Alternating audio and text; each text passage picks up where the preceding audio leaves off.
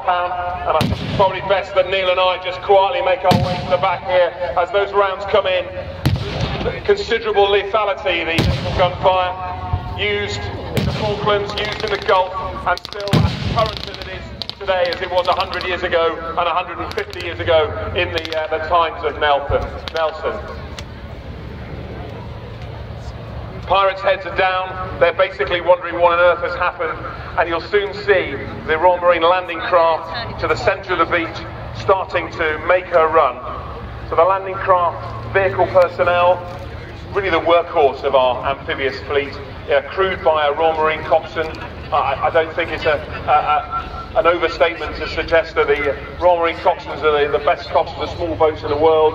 Their business is getting us across that wet gap from the grey shipping to the shore, so they live in riverine, estuarine, coastal areas and really have the ability to project us safely ashore.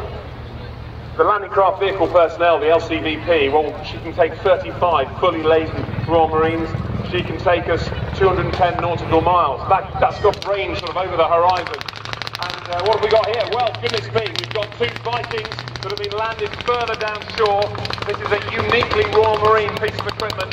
It's fully amphibious, it can swim, it can contain a section of Royal Marines in the back of each, and has the firepower with the two general purpose machine guns mounted on top. What they're doing is they are distracting, they are suppressing, and they're ensuring that that landing craft makes its run without being directly fired on by the pirates. So you see the two Vikings completing that half circle through the surf, and you'll see them disgorge their two Royal Marines with a little tap on the back, and out they come. And they'll take up a fire position here along this berm, and you can see the two GPMGs are being brought to bear, and the guys, each fire team, so half a section in both, are looking to suppress the pirates. This is the most fragile moment of any amphibious operation. The landing craft is some 50 metres from the beach. The ramp is ready to come down, and you'll soon hear the coxswain shout, "Ramp down, out troops," and you'll see the troops under Captain Buckland from Royal Marine Mersey bring inside the shore. The weight of fire is really, really building. The ramp is down, and the guys are starting to come off. You'll see them move into their sections and take up a baseline here in the beach.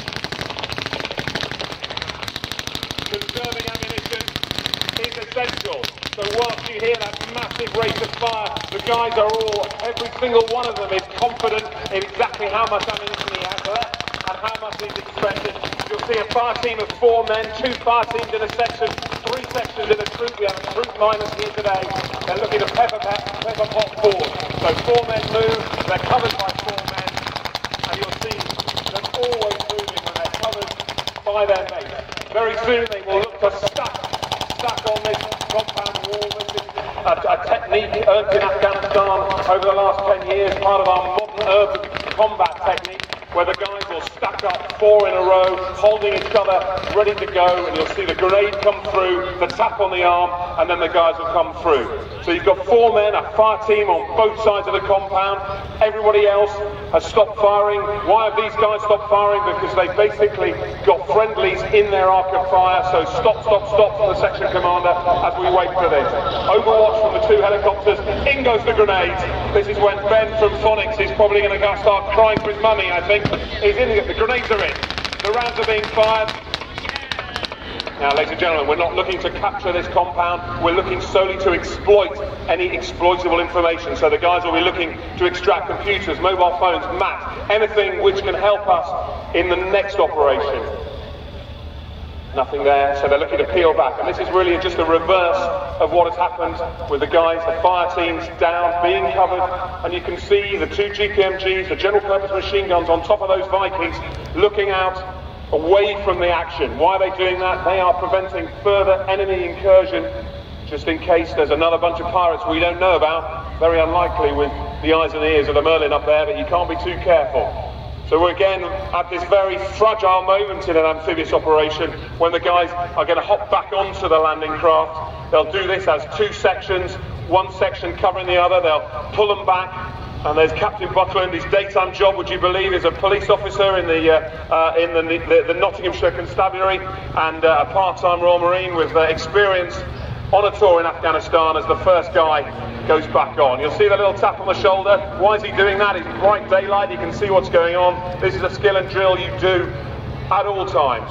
In the night, in the dark, in the fog, with all the smoke, you want to make sure you get everyone. So that firm tap, last man, in he goes.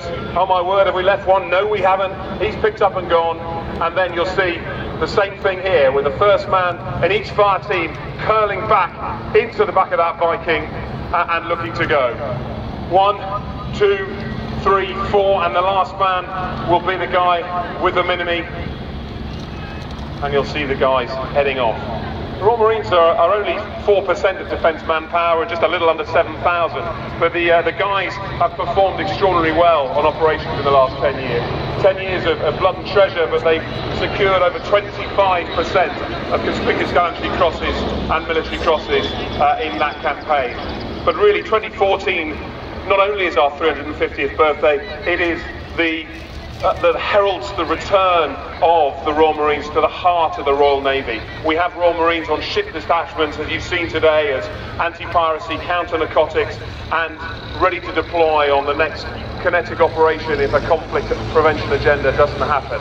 So 350 years of working within the Navy is starting to move off the beach, and the two helicopters, the Lynx and the Merlin, are just looking to conclude with a flypast. In reality, they would just be keeping all their remote sensors looking into the shore for any further pirate activity. This is still quite a fragile time in reality, as the guys are just looking to recock and get themselves back to the mothership and then get on to the next operation. If I haven't mentioned today, over the right-hand side, and as Kate joins me, she's officially a protections vessel, would you believe, Kate, and unique amongst the Royal Navy surface ships, that she has both a starboard crew and a port crew.